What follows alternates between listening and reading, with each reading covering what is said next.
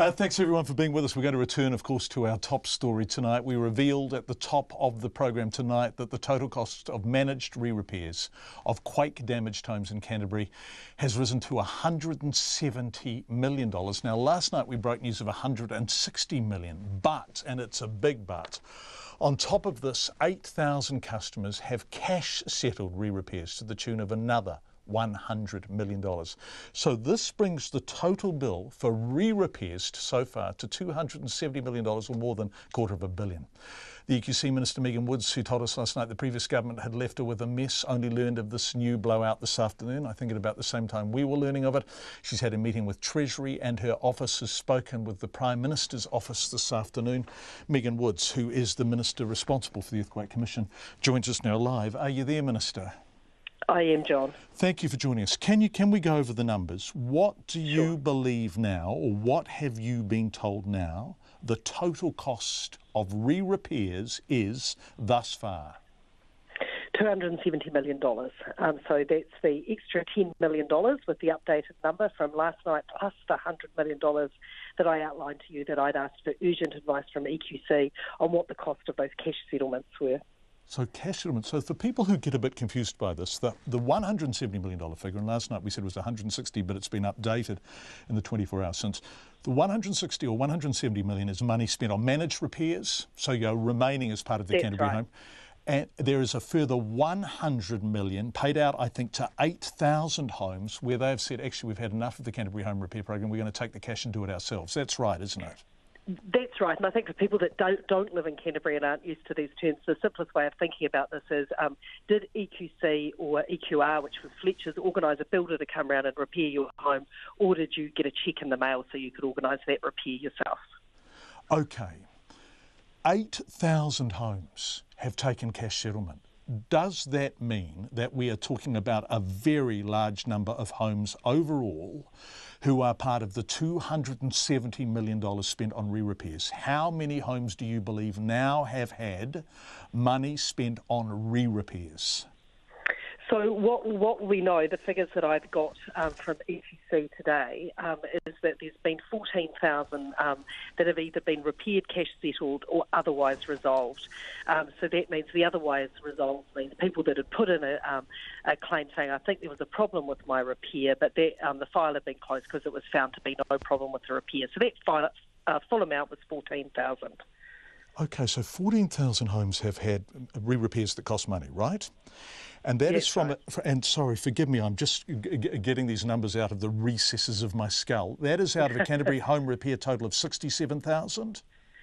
Well, that's the first time managed repairs is 67,000. Well, it's actually 67,747 homes. So 10% of that is 6,700. If we double that, we get 20%, which is about 13,400. So the figure that has now had re-repairs is over 20% of those homes. Is that right? I'm going to confuse you a little bit more, I'm afraid, John, is what that 67,000 number that the previous government always bandied around, what that didn't include, and what I'm digging out now with the numbers I've been getting through from EQC today, is that didn't include people that had been cash settled in that first round. Okay. So the numbers get even more complicated. Sorry to make it even more complicated. and they get even bigger. There's a couple of questions. There's a couple of questions I want to raise with you. One is that you asked your predecessor Gerry Brownlee in the House in June 2016, if I remember correctly, what the overall cost of re-repairs was, and the figure he gave you was 60 to 70 million. Now we must say that was an estimate at the time, but it is now 4 times that only 2 years later. Look, that's right. And the thing that concerned me, it wasn't just that the minister got it wrong, the number wrong. As you say, that there was an estimate he was working on, the former minister, but it was the willful ignoring of the problem. So at the very time that this was happening, that these estimates were coming in that had proved to be wrong, that the previous government was scaling down the operation of EQC in Christchurch. They were laying off staff and they were saying the job was nearly done. We in opposition always said that we thought the previous government was cutting and running on Christchurch, and unfortunately that is being proved right. What was your reaction when you got the figure of 270 million this evening? Well, I can tell you it wasn't a happy reaction. It was one that needed my immediate attention. So I had a meeting with Treasury and I've asked for some urgent advice around what the continuing liability might be. That is one of the things that concerns me. The $270 million is a very large sum of money. As you identified that, that's more than $250 million. That's already been paid out. But what I also have to be concerned about is what the future liability for the Crown is. And do you have any advice on? Do you have any advice on that from Treasury or from anyone so far? Look, I'm really surprised because we've been talking to people for weeks now who say, and Peter Woods from Anthony Harper, who's representing 200 claimants against EQC, says he believes there are thousands of re-repairs yet to be identified. Well, that is exactly right. And so what Treasury are going to prepare for me is a range, because we know how many unresolved claims are currently sitting in the system. That's a known. But the difficult part of this, and it doesn't mean it can't be done because it's difficult, but the difficult part is we don't know what we don't know. We don't know how many re-repairs are sitting out there that have yet to be identified. So that's what I've asked for, some urgent advice for myself and for the Minister of Finance around what that future liability might look like. But John, one of the things I do want to stress is that anyone sitting out there that needs their home re-repaired needs to have confidence that will still be done. So is there enough money in the Natural Disaster Fund?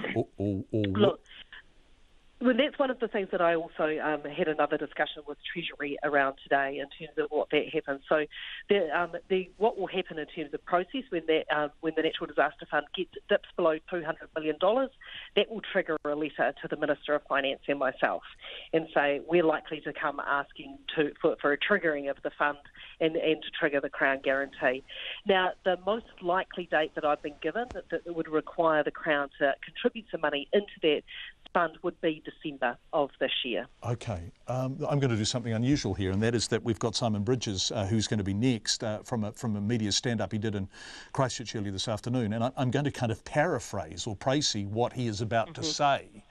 And what he effectively says is, look, Megan Woods can play the blame game for all she likes. And she can, I think someone else described you as waving your hands. I don't know whether that was Gerry Brownlee or someone else, and saying, you know, that you are horrified and that the figures have caught you out and all of this kind of stuff. What Simon Bridges is saying is, you are the minister. What are you going to do? Well, that's right. I am the minister, and I'm a minister that's prepared to accept responsibility, unlike the previous minister. So what I have already done, John, is that when I became minister and realised I wasn't getting the information I needed and that I didn't have confidence in the systems that were there to settle the remaining claims, I appointed an independent ministerial advisor. I've appointed a new interim chair into EQC, and we're setting about a change program, and that is the most important thing. I'm going to have a report back from Christine in the next few weeks. I'm going to get an update from her next week on the back of today's advice. There has been more action in fixing this EQC mess that the previous government left behind in the short time that we've been government, and then in the whole 9 years that Simon Bridges' government was in power. Okay, I just want to reconfirm, $270 million on re-repairs. You think there is a significantly larger sum still to come potentially, although you have gone to Treasury for some projections on that, and we must point out that the previous projections were woefully inadequate only 2 years ago. And you're also saying you may trigger the assistance to the Disaster Relief Fund as soon as December. That's right. As soon as that fund dips below $200 million, that's when the trigger comes for EQC to write to the Minister of Finance and myself and say, we're likely to come and need that Crown guarantee in the near future. So the $200 million is kind of the warning signal that it's coming soon. Right. And what have you told the Prime Minister or the Prime Minister's office? Has she been briefed on this?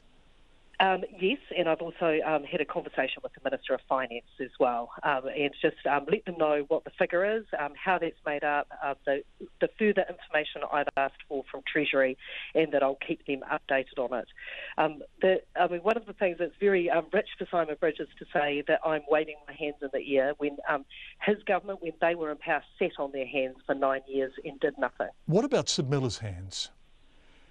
And look, Sid Miller is the CEO of EQC, and he has only been the CEO for 13 months, but actually, or 14 months. But at what stage is 13 or 14 months enough for him to start making a material difference? Now, we spoke to him earlier, and we're not running that interview now because it's been rendered obsolete by the fact that we have the figures, and we didn't have them when we spoke to him. But one of the figures I raised with him was $8 million in legal fees that EQC has spent last year fighting against claimants.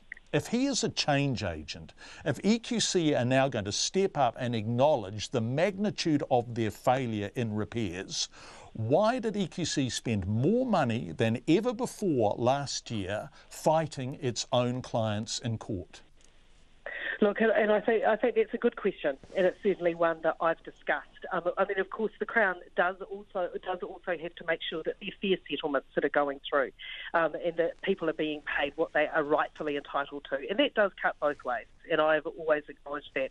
But I think the most important thing, John, is that the new interim chair, Dame Annette King, she's working really constructively with the board and with the management team to get the change in place so we can clean up this mess that has been left behind. We need to stop fighting things in court where it's not warranted. We need to settle people's claims. We need to get people's homes repaired so that these people can get on with their lives and get the hope back in their lives that they deserve. Megan Woods, EQC Minister, who only found out about the figures about an hour and a bit ago. Sometimes we were finding them out, I think. Thank you so much for joining us live. We appreciate it.